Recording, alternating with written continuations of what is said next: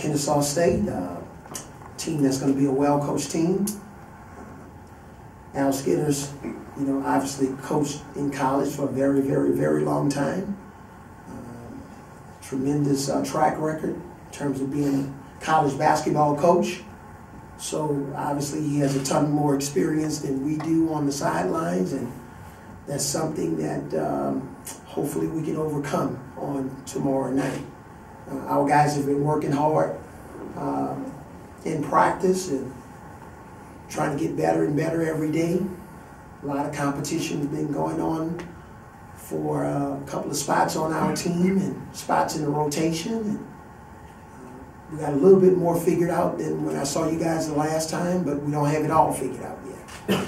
But it's just extremely gratifying for me knowing that that I'm personally going to be introduced as the new head men's basketball coach officially tomorrow night, and the era, Coach Avery's era, is going to start, and hopefully it'll be fast and furious, and hopefully we'll be able to make some shots and take advantage of some situations, and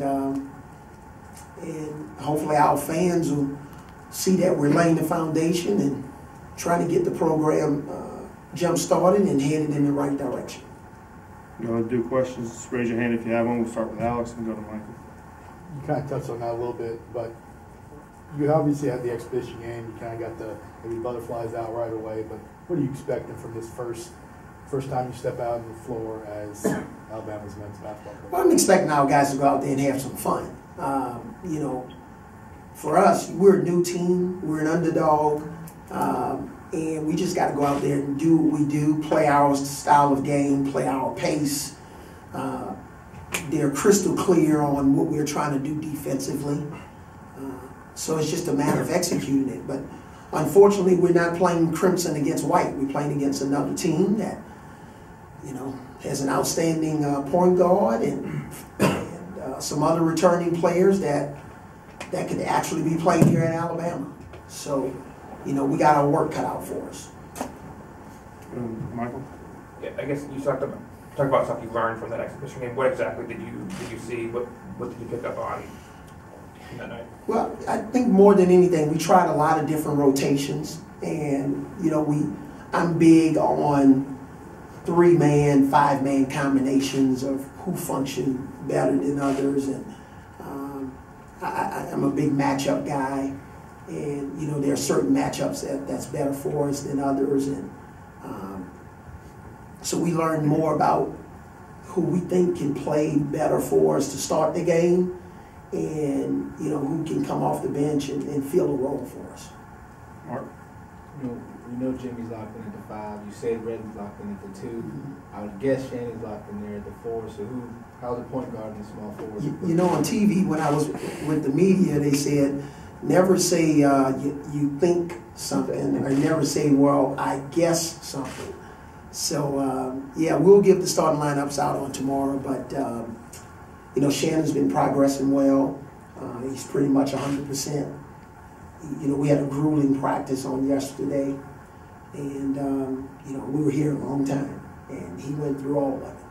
And that was a good signing when, when he came in for treatment this morning, he recovered well. So Shannon's doing better, and he and Mike's been really fighting hard for that starting 4 spot. We'll go back over to Michael, and then we'll go to Chris. So how long just to follow up on the question and the answer you have, how long does it take usually for you to get to that comfort of the rotations and the matchups, and to where you sound like you do some experimenting?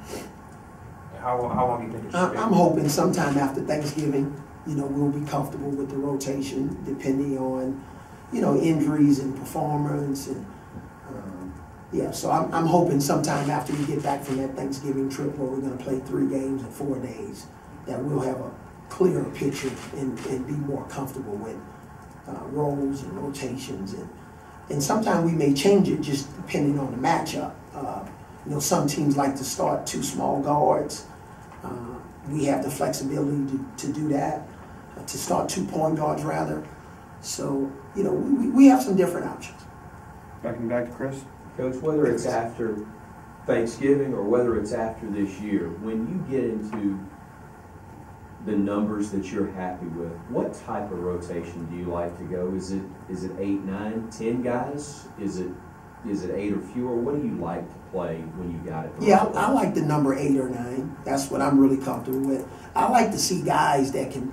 I like the really good players to be able to play big minutes. You know, I like to see them out there against some second units.